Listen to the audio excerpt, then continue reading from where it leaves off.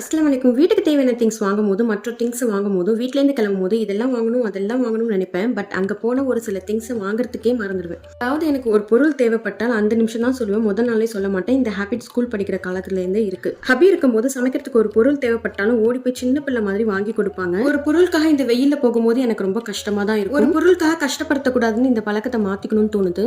இப்போலாம் வீட்லேருந்தே கிளம்பும்போது store room, kitchen, ஃப்ரிட்ஜ்ல உள்ள பாக்ஸ்லாம் செக் பண்ணிட்டு எந்த பொருள் இல்லைன்னு ஒரு லிஸ்ட் எடுத்துட்டு தான் கிளம்புறேன். ஹபி இல்லைன்னா மற்ற நேரத்தில் எங்க சின்னப்பா தான் வாங்கி கொடுப்பாங்க. முக்கியமா அவங்க கிட்ட திட்டு வாங்கக்கூடாதுன்னு வீட்டையே அலசி செக் பண்ணிட்டு எந்த பொருள் இல்லைன்னு லிஸ்ட் எடுத்துப்பேன். நான் எப்பவுமே ஹைதராபாத் பிரியாணி தான் பெர்ஃபெக்ட் அண்ட் சூப்பரா பண்ணுவேன். ஆனா ஹபி பண்ற ஸ்டைல்ல பண்ணாதான் ஈஸியா இருக்கும். அவங்க ஸ்டைல்ல பண்ணுங்கிறதுக்காக அவங்க கிட்ட கால் பண்ணியே கேட்டேன். அவங்க சொன்ன மெஷர்மெண்ட்ல அவங்க சொன்ன மசாலாஸ் தான் போட்டேன். பிரியாணி பெர்ஃபெக்ட்டா வந்திருக்குன்னா ரைஸ் மேல குச்சி குச்சா நிற்கும், பாக்கிறதுக்கு ஃபிளவர் போல இருக்கும் சொன்னாங்க. பட் எனக்கு எல்லா ரைஸுமே படுத்து தான் இருந்தது.